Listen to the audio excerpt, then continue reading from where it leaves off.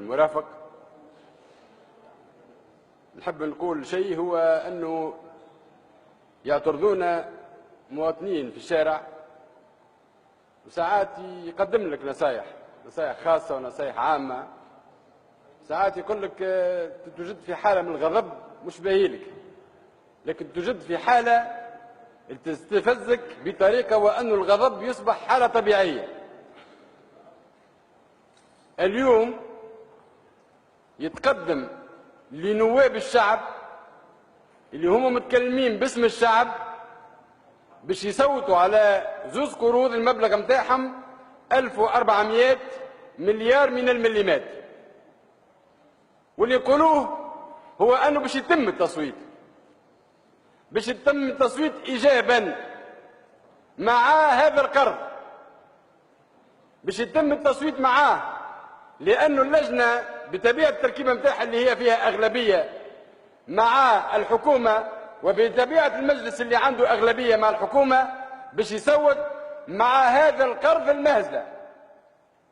هذا قرض معمول على اساس بون دو كوموند، يلزم يعرفوا التوانسه اش قاعد يقع في هذا المجلس الموكر بين الظفرين، لانه اليوم قاعدين يضحكوا على التوانسه، لانه اليوم ونحن في شهر ديسمبر نستقبلوا في 17 ديسمبر و14 جافي، في عود نستقبلوه بالفرح، في عود نستقبلوه بأنه تكون عندنا ذكرى نحيي فيها كرامة شعبنا وانتصار شعبنا على الاستبداد. اليوم يجينا 17 ديسمبر بالشهداء اللي كان مسؤول عليها العديد من الأطراف اللي اليوم موجودة في امتلاء في كل الساحات.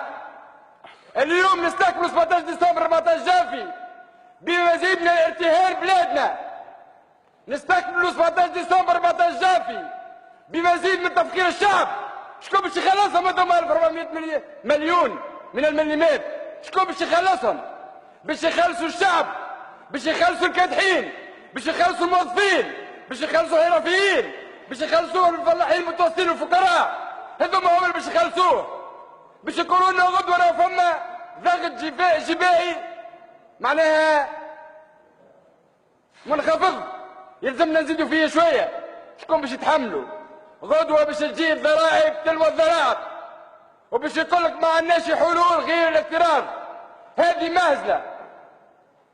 15 نوفمبر الحكومه عملت الاتفاقيه، 15 نوفمبر باش تثقف في الميزانيه. هذا قرض استهلاك، ماهوش قرض استثمار، ما عنده حتى علاقه بخلق الثروه في تونس. وين ماشيين يا تقولوا نحبوا الشعب؟ وين ماشيين يا تقولوا نحن مع الفقراء؟ وين ماشيين يا تقولوا نحبوا صالح البلاد؟ وين ماشي اغلبيه حاكمه؟ وين تحبوا تهدوا البلاد؟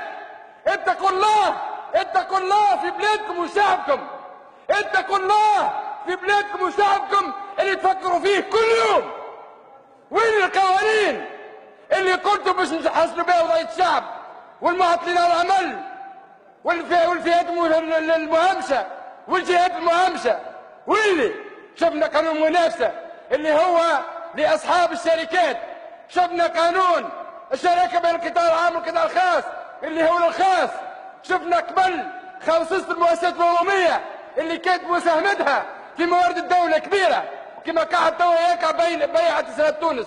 هذه المؤسسات اللي هي مؤسسات مدره للثروه قاعد يتم التفويض فيها، كما يقع في التفويض في المؤسسات اللي تمت مصادرتها. اليوم بلادنا مفتوحه على انها تتباع على مرأى ومسمع من هذا الشعب. وهنا كيف نوجه كلامي للشعب هذا: يا شعب تونس لازمك تحمل مسؤوليتك، شعب تونس لازمك تحمل مسؤوليتك، لانه اذا صبرنا على بن علي وصبر شعب تونس بالقمع والاضطهاد 23 سنه، ما يلزموش يصبر اكثر على ان يتم تجويعه ويتم تركيعه ويتم تهميشه اكثر من اي وقت مضى.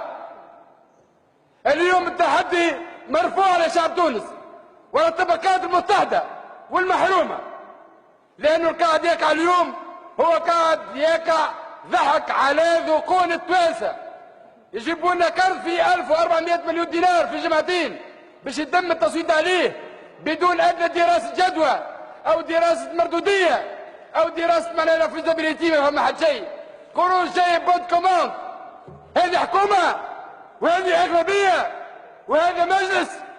هذا مش كما معناها باش ما نستفزوش، معناها لا يقطع مع القديم، يتواصل مع القديم. هذا كما الحكومه. لانه اليوم اذا لقاو قروض من هذا القبيل ما هي الا قروض مزيد من ارتهان تونس، ومزيد من انه تثقل كاهل التونسيين، ومزيد من التجويع تاع التوانسه، ومزيد من تعميم البؤس والشقاء، ومزيد من زرع الفقر. هذا اللي قاعد ياكل التوانسه بفضل هذه الاغلبيه الجديده اللي وعدت التوانسه في برامجها بالخير والطمأنينه والرفاه.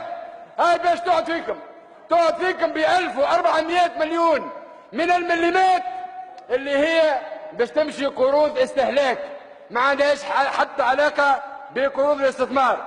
ومش هذا بركه، فما قرابه 2700 مليار اللي وقع في امتلاك اقتنائها من طرف صندوق النقد الدولي، واللي مقابلها برامج لم نرى منها قانونا واحد في صالح هذا الشعب.